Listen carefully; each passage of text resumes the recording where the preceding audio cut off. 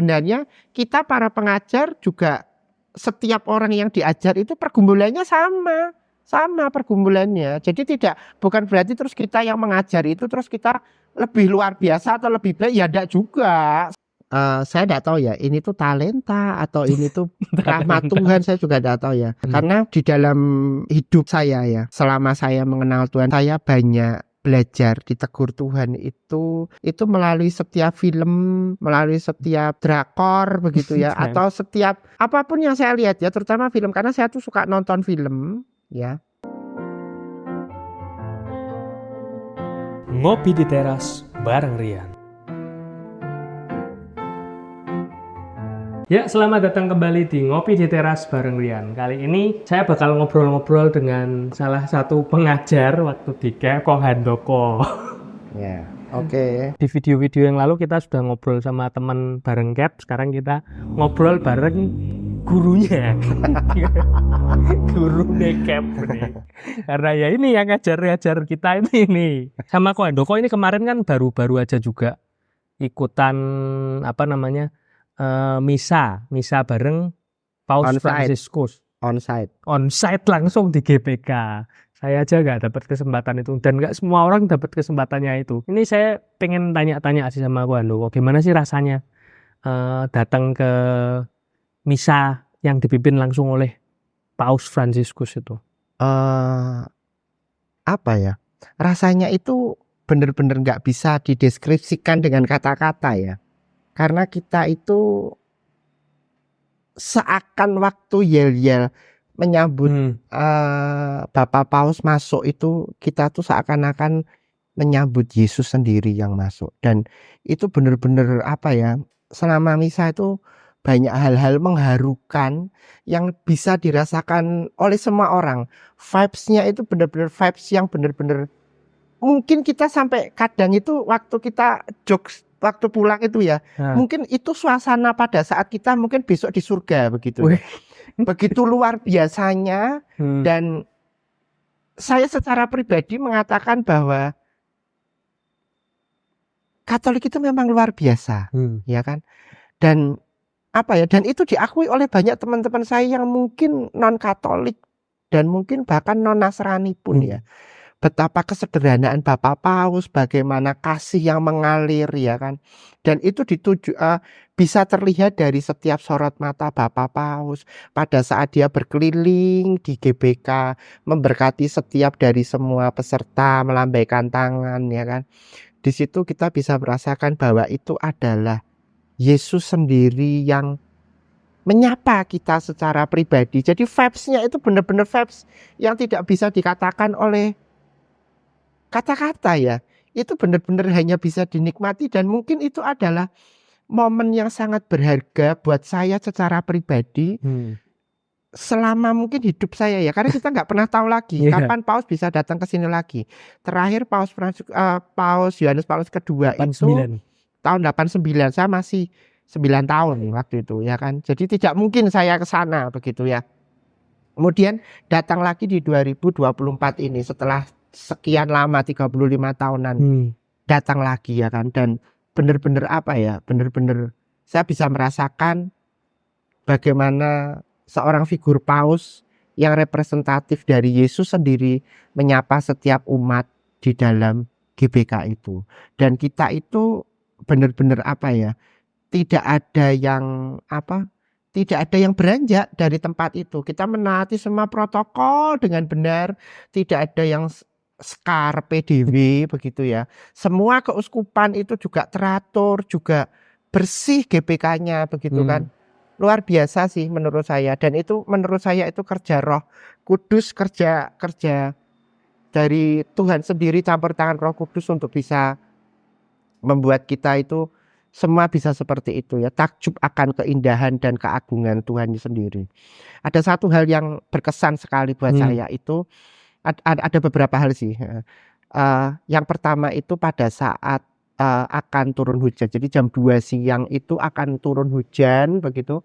Terus kemudian itu keadaannya itu sudah pasti akan hujan karena mendung gelap. Sudah mendung gelap, terus kemudian anginnya juga sudah seperti itu, baunya itu kan kita sudah tahu ya kalau akan hujan, bau hujan gitu kan. Nah, terus ada Romo itu satu MC-nya Romo, dia mengatakan, dia tanya sama salah satu monsinyur begitu ya. Monsinyur, ini bagaimana ini nanti kalau hujan, dia bilang gitu. Oh, ini kita berdoa 10 kali Salam Maria saja, ya kan. Kita berdoa 10 kali Salam Maria. Tahu yang terjadi pada saat setelah kita berdoa itu ya kan, itu hujan turun kecil-kecil, gerimis. Ya, tapi setelah kita berdoa Salam Maria itu 10 kali, ternyata langit itu seperti dibukakan dan itu cerahnya luar biasa sampai air itu tidak terasa panas walaupun ada sinar matahari, nggak kerasa panas sama sekali. Dan hujan gerimisnya itu hanya hujan jalan ya, jadi cuman hanya beberapa menit lewat aja gitu. Ya kan. Dan itu kita merasakan bahwa mungkin secara manusia orang awam mengatakan itu pas kebetulan saja. Tapi ternyata buat kita yang punya iman itu bukan kebetulan, itu adalah mukjizat. Kuasa doa di mana di situ kita menyertakan Bunda Maria untuk kita berdoa dan ternyata itu yang diberikan Tuhan sampai akhir selesai pun itu yang cerah suasananya, ya kan. Kita nggak tahu lagi ya pada saat selesai itu kalau hujan gitu ya ceritanya beda karena banyak dari keuskupan itu yang menunggu bis jemputannya itu sampai sebegitunya, ya kan. Kalau itu hujan ceritanya bisa beda itu. Ternyata itu semua sudah diatur oleh Tuhan, ya. Terus kemudian ada satu hal lagi yang buat saya itu berkesan ya.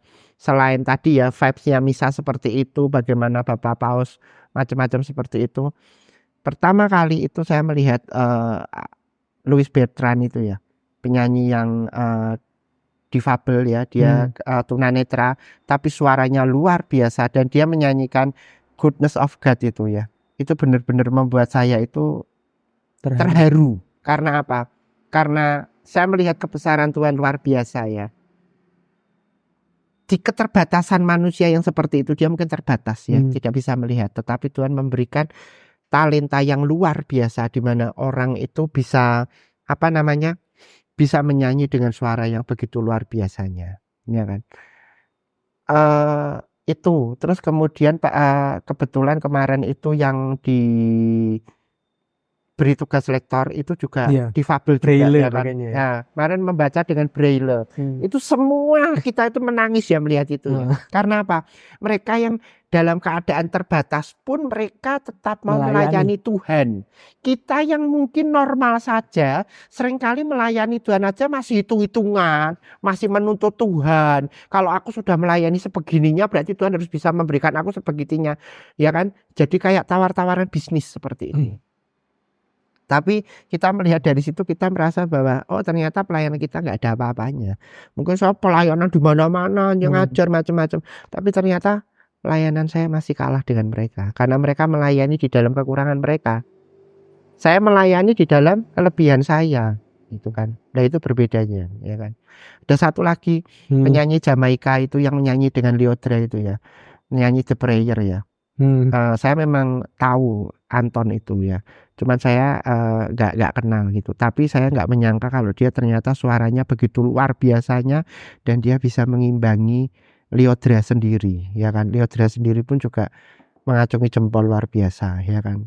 Dia dengan keterbatasannya dia, dengan keadaan fisiknya dia yang seperti itu, tetapi dia juga memberikan karunia yang luar biasa seperti itu. Jadi vibes-nya tuh di situ tuh benar-benar kita mengalami menurut saya secara pribadi mungkin suasana surga seperti itu ya, damai, ngicipi surga ya. Saya kalau guyonan itu sama semua yang bareng-bareng dari paroki saya kalau ngomong mungkin ki dhewe diicipi rasanya surga kayak gini ya, aku bilang gitu. Ekaristi aja tuh udah ngicipi surga kok, apalagi Ekaristi di GBK bareng sama Paus Fransiskus ya kan. Walaupun pausnya tidak membagi ya kan, tapi paling tidak kita itu merasakan bahwa di situ kita yang menghadiri itu adalah Yesus sendiri, dan itu memang benar-benar luar biasa. Kerasa banget vibes-nya itu. Hampir setiap detik di dalam misa itu kita merasakan bahwa Tuhan itu memberikan banyak hal secara pribadi kepada kita, menegur dengan halus, dengan kasih, mengajarkan banyak hal melalui setiap hal yang ada di dalam misa tersebut. Nah, itu luar biasanya, puji Tuhan sekali. Puji Tuhan, dapat kesempatan saya aja nonton di gereja yang live streaming aja kerasa kok. Apalagi kalau yang di sana ya. Puji Tuhan banget teman-teman yang berkesempatan datang ke sana langsung itu itu mungkin ya paling kalau menurutku ya mungkin sekali seumur hidup rata-rata. Belum tentu karena kita kalau Tuhan mengizinkan ya memang terjadilah, tapi kalau belum mengizinkan ya kita yang ikut di streaming aja udah merasakan, ngicipi juga benar-benar kerasa. Nah, kalau Ko Handoko sendiri tuh kan juga sebagai pengajar kok. Kalau pengajar tuh pasti bebannya lebih berat daripada pelayan-pelayan. Kalau melayani di gereja lainnya kan lebih nggak terlalu tanggungan. Orang yang ngomong di depan itu pasti bebannya lebih berat. Karena apa? Karena sudah berani kesaksian, sudah berani ngomong di depan. Tapi nanti kalau di belakang dirasani orang, terus di belakang, loh, ini jebul kok gini. Itu gimana mengolahnya kok? Ya, gini. Yang pertama itu kalau saya tuh orangnya itu kan simpel sekali ya. Saya tuh tidak mau yang ribet-ribet, tidak mau yang kalau bisa jadi gampang kenapa kok dibikin susah, seperti itu ya prinsipnya. Jadi yang pertama kali saya harus memurnikan motivasi saya dulu. Motivasi saya pelayanan itu apa? Motivasi saya pelayanan itu ya menyenangkan hati Tuhan. Jadi saya bisa dikatakan tidak terlalu mengurusi ya apa yang dikatakan orang, ya kan? Jadi orang itu kan hanya bisa melihat apa yang kita yang bisa mereka lihat. Mereka judgement dari apa yang mereka bisa lihat dari kita, ya kan? Yang tahu bahagianya saya, kalau saya prinsip ya, yang tahu bahagianya saya itu saya secara pribadi dan Tuhan, bukan orang lain. Jadi orang lain mau judgement saya apapun itu terserah dia, bisa dikatakan maaf kata ya, mulut-mulutnya dia, ya kan, yang mengontrol juga dia. Jadi ya terserah dia. Kita tidak bisa mengontrol apa yang terjadi di sekitar kita. Tetapi reaksi kita lah yang menentukan kita mau berdosa atau tidak, itu sih sebenarnya. Jadi apapun yang mau dikatakan orang, judgement terhadap apapun yang dikatakan orang itu terserah ya. Yang penting menurut saya Tuhan tidak protes, saya tidak keluar dari ajaran gereja dan magisterium gereja, hierarki gereja. It's okay buat saya, ya kan? Jadi saya tidak terlalu memperhatikan apa kata orang ya, karena kalau kita memperhatikan apa kata orang, kita akan capek karena kita itu manusia terbatas, kita tidak mungkin bisa menyenangkan semua orang. Kalau kita pengen menyenangkan semua orang, kita akan pasti banyak pakai topeng, dan itu sangat saya hindari. Semakin tebel topengnya itu semakin capek kita. Kalau ketemu Rian harus pakai topeng ini, ketemu yang lain harus pakai topeng ini, ketemu yang lain harus pakai topeng ini. Buat saya kok hidup kok terlalu susah sekali ya. Penuh kepalsuan. Penuh kepalsuan, dan menurut saya kok hidup jadi penuh beban ya. Akhirnya orang males pelayanan gitu kan. Jadi kalau saya ya saya seperti itu prinsipnya. Jadi kalau saya melayani, saya kebetulan diberi Tuhan talenta untuk bisa mengajar. Ya, saya mengajar, ya kan. Saya mengajar semaksimal mungkin, saya menyiapkan bahan macam-macam seperti itu. Tapi kalau kesaksian apa-apa macam-macam itu kita bisa olah, kita bisa melihat ya bagaimana relasi kita dengan Tuhan, ya kan. Kepekaan kita terhadap dorongan Roh Kudus, ya kan. Itu sih. Kalau masalah pergumulan sebenarnya kita para pengajar juga, setiap orang yang diajar itu pergumulannya sama pergumulannya. Jadi bukan berarti terus kita yang mengajar itu terus kita lebih luar biasa atau lebih baik, ya enggak juga, sama. Semua itu sama. Enggak ada yang berbeda. Yang berbeda itu mungkin kita tahu lebih dulu seperti itu, ya kan, daripada yang diajar. Seperti itu saja sih masalahnya, ya kan. Tapi kalau masalah pergumulan, saya sama Rian itu ya sama pergumulannya, ya kan. Wong kita juga masih hidup di dunia, juga bersosialisasi dengan banyak orang macam-macam. Jadi pergumulan hidupnya kita sama. Cuman yang membedakan itu mungkin kami para pengajar mungkin kita lebih tahu dulu kebenaran itu. Tapi kalau masalah kita lulus dari satu ujian atau tidak, ya itu sama sebenarnya, tergantung dari masing-masing orang. Jadi kalau orang mau judgement saya gini-gini, ya saya sih berpikirnya ya terserah, anjing menggonggong kafilah berlalu, kalau saya sih gitu ya kan. Jadi saya nggak terlalu memperhatikan apa kata orang sih, yang penting Tuhan tidak protes sama saya gitu aja, ya sudah, saya diem aja. Kalau sudah ada pertanda dari Tuhan itu baru. Lah itu ya kan, kalau sudah ada pertanda dari Tuhan itu juga ya jangan ini ya, jangan ngeyel ya kan. Karena setiap manusia tuh punya apa ya, batas limit sendiri-sendiri ya. Jadi kalau kita sudah tahu batas limit kita, tapi kita tetap masuk ke sana-sana ya kan, ya berarti doanya bukan doa jangan masukkan kami dalam pencobaan Tuhan, tapi bebaskanlah kami dari pencobaan yang kami bikin sendiri, begitu kan. Nah, itu konyol sebenarnya ya kan. Nah, menurut saya seperti itu. Jadi kita masing-masing tahu batas limit kita. Kalau kita sudah di batas limit, ya jangan maju lagi, jangan mencobai itu sih. Mencobai diri sendiri. Nah, mencobai diri sendiri seperti itu. Ya. Kalau Ko Handoko sendiri ada pengalaman yang paling terasa buahnya yang benar-benar berkesan nggak kok selama mengajar atau konsultasi, menerima konsultasi yang pasti kan ada satu pengalaman sih ini pasti tak ingat banget karena ini dapat buahnya langsung dari Tuhan. Kayak benar-benar ini, wah ini nggak bisa tak lupakan dan benar-benar rasa bersyukur berlipat-lipat tuh apa kok? Gini, saya pernah mengajar di CAP di salah satu paroki ya di Kota Semarang ini. Kebetulan yang ikut itu adalah seorang tunanetra, ya kan. Ibu ini tunanetra, dia mungkin satu-satunya ya setahu saya ya, yang saya pernah mengajar itu di CAP di Kota Semarang dan di luar kota. Mungkin dia satu-satunya ibu yang tunanetra yang dia mengikuti CAP. Dia mengikuti CAP itu tidak pernah absen, full 100% full, ya kan. Dan tahu pada saat dia itu gimana caranya dia belajar, dia cuma hanya mendengarkan. Waktu dia mengerjakan evaluasi tes, ada panitia yang membacakan soalnya, nanti dia jawabnya apa, nanti dia yang menuliskan panitianya itu, ya kan. Tapi ibu ini luar biasa sukacitanya, ya kan, sukacitanya luar biasa. Ibu ini dia itu tidak menikah, tapi dia punya usaha laundry sendiri, ya kan. Dengan keterbatasan fisiknya yang tunanetra, dia happy sekali, sukacita sekali. Bahkan dia itu setiap kali ketemu saya, misalkan dimanapun ketemu saya, dia tuh selalu inget banget saya, suara saya. Ya jadi kalau ketemu, Bu, Pak Handoko ini mesti dia bilang gitu, ya kan. Jadi dia tuh sangat hafal sekali. Ya. Pada saat itu saya itu merasa bahwa itu tadi ya. Saya melayani di dalam kelebihan saya, tapi dia belajar mau melayani di dalam kekurangannya dia, ya kan. Dan banyak hal yang saya pada saat dia kesaksian itu ya, bagaimana seorang ibu ini dia sampai mau ikut CAP, sampai dia itu berusaha gimana caranya untuk bisa ikut CAP, sampai macam-macam seperti itu, ya kan.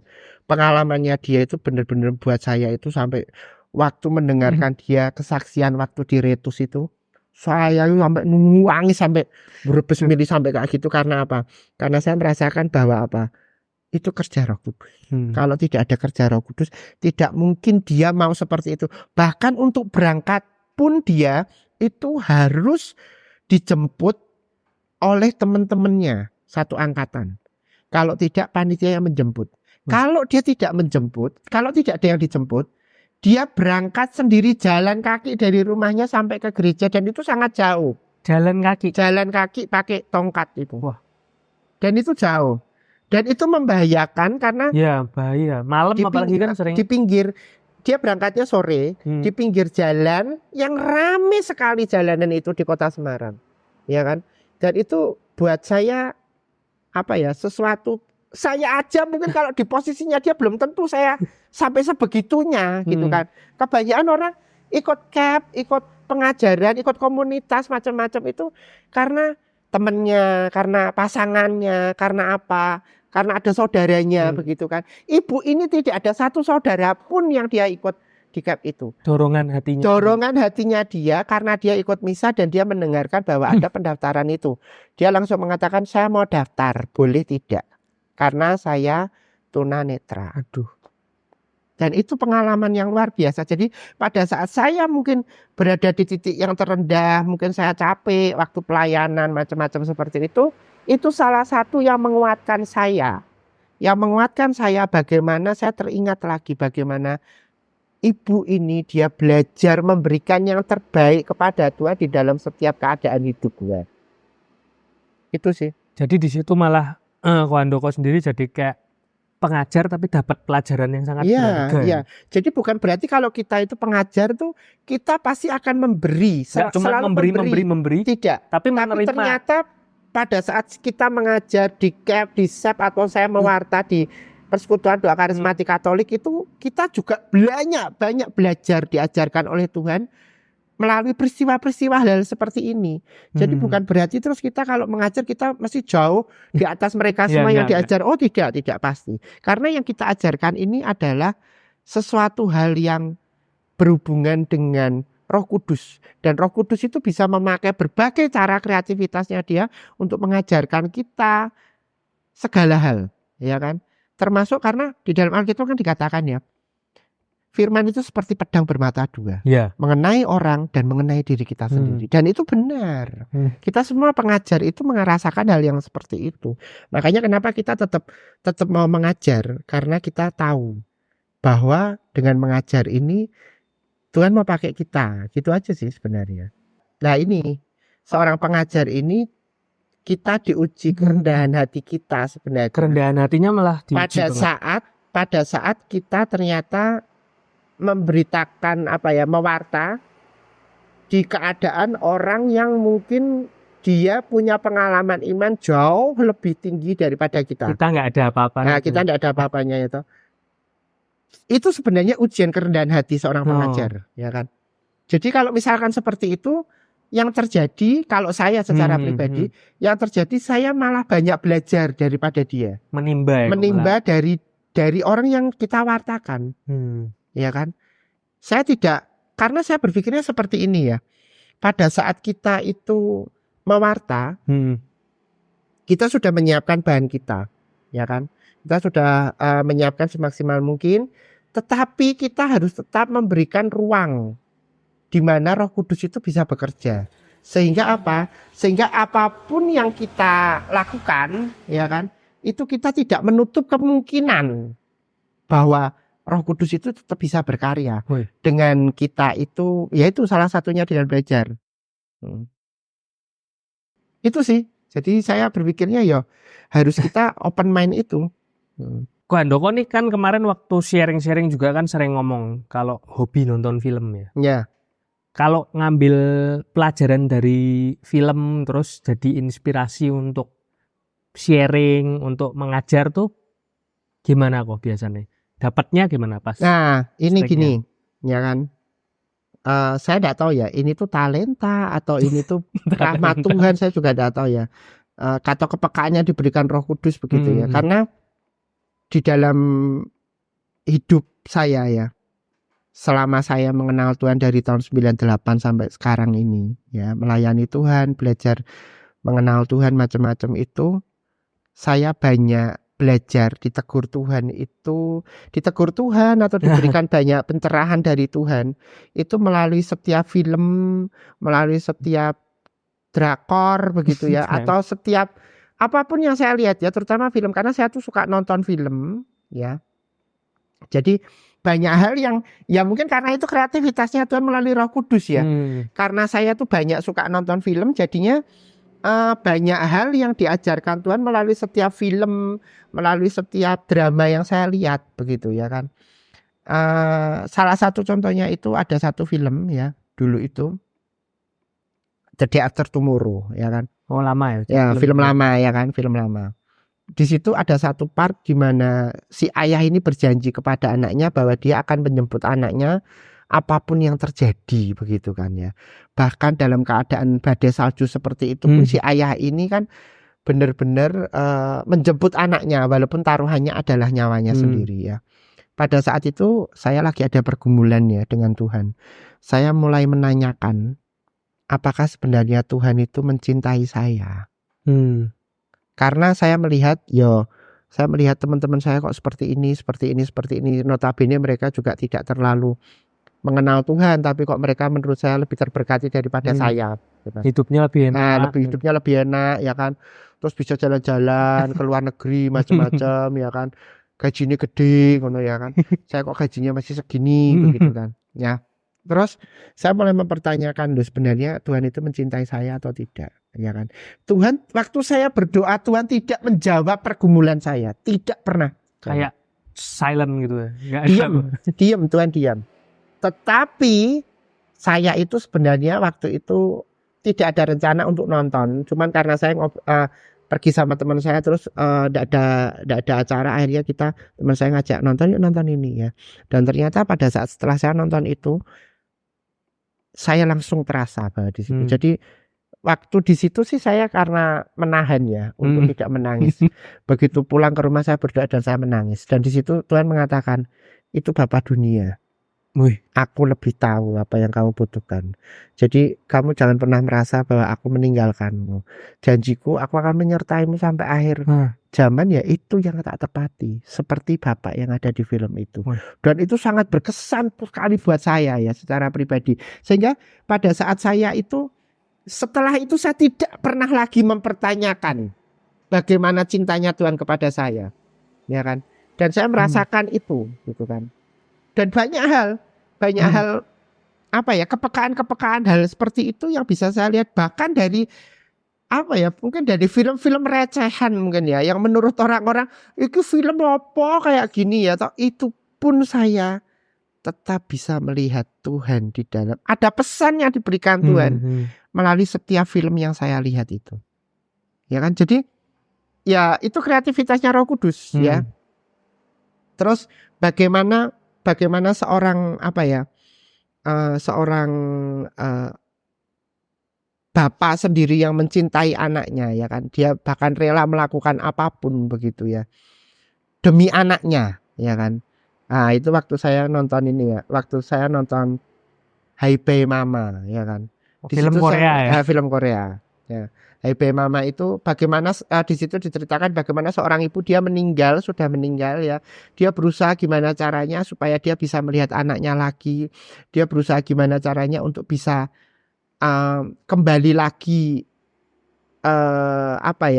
take care anaknya, keluarganya, suaminya, macam-macam ya. Apapun yang mau dilakukan supaya dia bisa kembali lagi seperti itu. Ya. Apa pelajaran yang bisa saya dapat dari itu, ya kan? Itu orang dunia ya. Itu orang dunia punya pemikiran seperti itu. Bapa itu lebih menjagai saya lebih daripada itu. Dan dia selalu ingin kita itu, saya secara pribadi itu mendekat kepada Tuhan dengan setiap keberadaan hidup dan hati kita. Dan dia mau menerima kita. Ya kan? Jadi banyak hal-hal yang diajarkan Tuhan melalui setiap apa yang saya tonton. Kejadian-kejadian kecil di dalam hidup, ya kan? Banyak hal, ya kan? Dan kepekaan itulah yang sebenarnya dibutuhkan oleh setiap dari kita, supaya kita itu merasa bahwa Allah itu benar-benar dekat dengan kita, ya kan? Karena seringkali kita merasa kalau saya dapat konseling itu, orang merasa bahwa Allah itu jauh, Allah itu di surga. No, Allah itu sebenarnya ada di dekat kita, di hati kita. Lah tinggal kita itu mau peka atau pekok, itu aja masalahnya, ya kan. Karena seringkali kita merasa bahwa kita sudah peka, ternyata kita itu sebenarnya pekok, ya. Itu beda huruf, tapi artinya berbedanya jauh sekali, atau peka dan pekok begitu, ya kan. Nah, jadi harus belajar mengolah diri supaya kita itu benar-benar peka terhadap dorongan-dorongan Roh Kudus yang seperti ini, seperti itu sih. Ko Handoko sendiri kalau nonton film tuh paling sering apa genrenya biasanya? Saya semua genre, semua genre suka. Ya, semua genre suka. Semua suka sih saya. Jadi kalau ditanya genrenya sukanya apa, semua suka.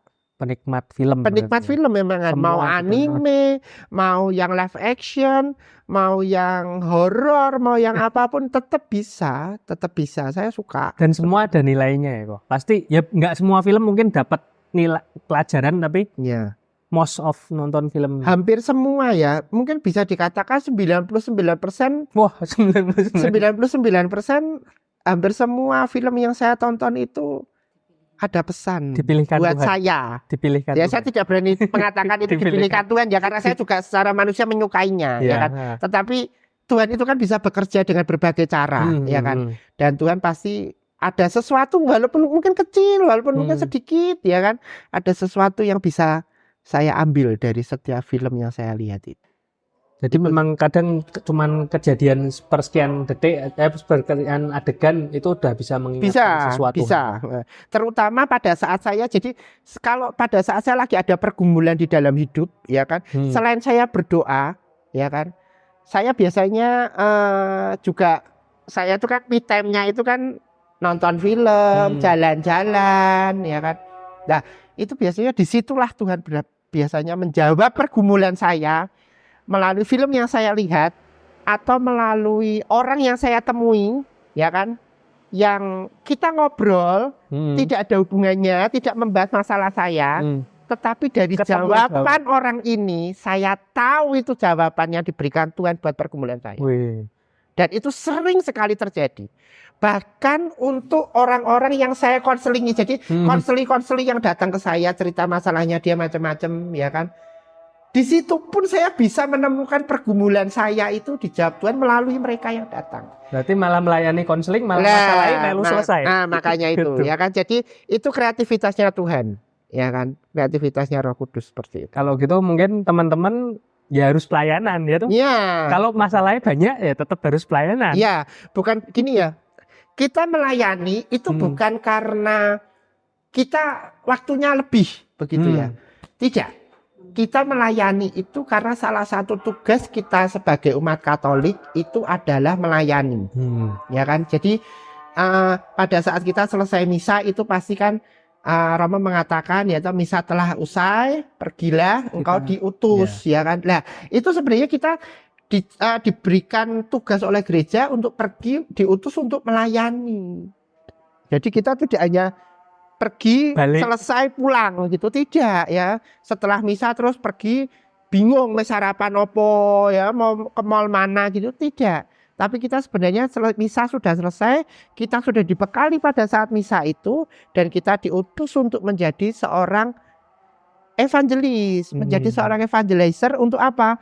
Untuk kita itu bisa melayani orang seperti itu. Jadi kita harus tahu itu, sehingga pelayanan itu buat kita orang Katolik itu sebenarnya bukan ini ya, bukan pilihan, tapi itu adalah keharusan sebenarnya. Keharusan, ya. Jadi kalau kita mau bertumbuh di dalam iman, ya, 4 jari roda Kristen itu harus jalan, doa, firman, pelayanan, dan komunitas, ya kan. Jadi itu harus jalan bersama. Kalau kita cuma hanya mau doa aja, kita tidak mau baca firman, ya tidak bisa. Kalau kita maunya baca firman tanpa berdoa juga tidak bisa.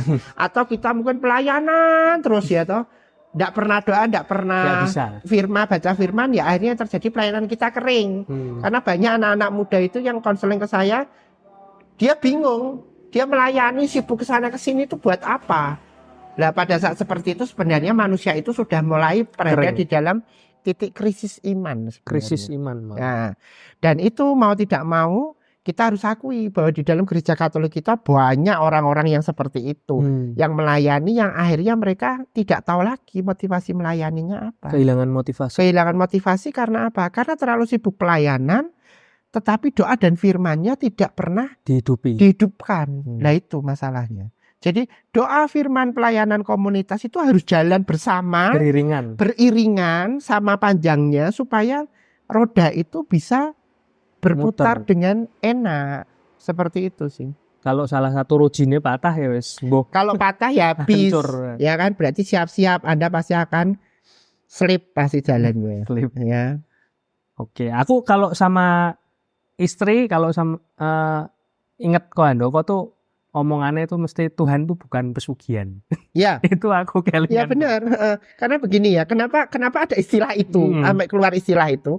Karena saya kebetulan punya salah satu anak baptis saya, ya. Dia itu selalu kebetulan dia content creator gitu. Dia content creator itu setiap kali dia bikin satu konten begitu ya. dia tuh cerita sama saya, aku kok kalau misalkan bikin konten itu, terus aku dekat sama Tuhan toh, wah subscriberku tuh banyak naik, ya toh. Tapi nanti kalau aku nggak ke gereja, terus aku nanti tidak berdoa, maksudnya tidak dekat sama Tuhan lah gitu. Itu nanti konten kreatornya nanti kontennya nanti bisa turun, bisa hilang. Bahkan beberapa waktu itu dia sudah subscribernya banyak terus di-ban gitu segala ya kan. Ada kejadian seperti itu. Sehingga dia itu ke gereja, misa, terus kemudian dia itu berdoa macam-macam. Itu karena apa? Karena dia takut kontennya nanti akan turun. Saya ngomong gini, kamu berdoa, kamu misa itu bagus ya. Tetapi saya mengatakan Tuhan itu bukan pesugihanmu, ya kan? Karena apa? Karena pada saat kita datang ke Tuhan dengan motivasi seperti itu tidak benar menurut saya, ya kan? Karena kita itu embel-embel motivasinya adalah apa? Adalah supaya kita terberkati. Harusnya pada saat kita datang kepada Tuhan itu karena apa? Karena kita memang butuh datang kepada Tuhan. Bukan karena kita terberkati. Alkitab mengatakan carilah dahulu kerajaan Allah dan kebenarannya, maka semuanya akan ditambahkan. Dan itu harus dilakukan. Mencari Tuhan dan kerajaannya terlebih dahulu. Baru berkat itu akan menyusul. Tapi kalau kita ke sana mencari berkatnya saja, ya Gunung Kawi. Apa bedanya lah itu? Apa bedanya itu dengan Gunung Kawi? Apa bedanya itu dengan pesugihan? Ngalap berkah. Lah makanya itu ya kan. Lah itu yang seringkali orang itu salah. Pelayanan pun ya. Ya benar. Dia datang kepada Tuhan melayani. Pada saat dia melayani, pada saat dia dalam keadaan butuh. Butuh berkat, butuh diselesaikan masalahnya ya kan, dia datang kepada Tuhan. Tapi pada saat masalahnya selesai, apakah dia datang kepada Tuhan lagi? Belum tentu dia datang seperti itu. Makanya saya mengatakan, jangan salah kalau hidupmu penuh dengan masalah. Karena Tuhan kepingin kamu itu dekat dengan Tuhan, ya kan? Lah kamu dekatnya dengan Tuhan kalau penuh dengan masalah, akhirnya yang terjadi hidupmu penuh dengan masalah. Supaya kamu tetap dekat dengan Tuhan, karena kerinduan Tuhan itu kita mendekat kepada Tuhan. Lah kalau teman-teman tidak kepengen ada masalah banyak di dalam hidupnya, mendekatlah kepada Tuhan di dalam keadaan kamu tidak ada masalah. Bahkan dalam keadaan masalah pun kamu harus lebih dekat. Nah dengan seperti itu hidupmu akan pasti merasakan prosesnya Tuhan. Jadi saya selalu mengatakan gini, apakah dengan kita berdoa, apakah dengan kita itu melakukan bagian kita untuk Tuhan itu, apakah hidup kita pasti akan dijamin akan mulus? Tidak, ya kan? Tetapi paling tidak kita tahu bagaimana caranya kita menari di dalam badai dan bernyanyi di dalam hujan. Itu istilahnya. Saya selalu mengatakan itu, ya kan? Kita tidak bisa membuat badai tidak terjadi. Kita tidak bisa. Tetapi bagaimana pada saat kita ada Tuhan di dalam hidup kita? Bagaimana kita bisa melalui badai itu dengan kita melakukan tarian bersama dengan Tuhan? Bagaimana kita bisa melihat sudut pandang kita? Itu yang menentukan kita mau berhasil atau tidak di dalam hidup. Itu sebenarnya. Jadi sebatas mindset dan cara pandang kita melihat sesuatu itu. Itu yang menentukan hidup kita loh sebenarnya, ya kan? Jadi ya itu istilah yang saya selalu pakai, ya kan? Kita tidak ada jaminan pada saat kita mengenal Tuhan itu semua akan beres. Tidak ada di dalam Alkitab pada saat engkau mengenal aku, kamu hidupmu akan mulus kayak di jalan tol. Tidak ada kanan kirimu penuh dengan taman yang indah, tidak ada jaminan itu di dalam Alkitab. Satu yang diberikan Tuhan, janji Tuhan adalah apa? Aku akan menyertai kamu sampai akhir zaman. Itu aja janjinya. Jadi apapun keadaan hidup kita, Tuhan akan tetap menyertai kita. Walaupun di titik-titik nadir hidup kita, Tuhan tetap akan menyertai kita. Amin. Itu sih. Ya udah. Mantap banget kok sharingnya hari ini. Terima kasih, nanti kapan-kapan kalau ada waktu kita bakal ngobrol lagi kok. Thank you banget kok ya. Teman-teman jangan lupa like, subscribe, dan komen-komen. Apalagi yang buat yang kenal Wandopo boleh di komen-komen. Nanti kalau mau ngobrol-ngobrol boleh ya. Terbuka ya kok. Ya. Oke, makasih banget kok. Ya, terima kasih. Terima kasih.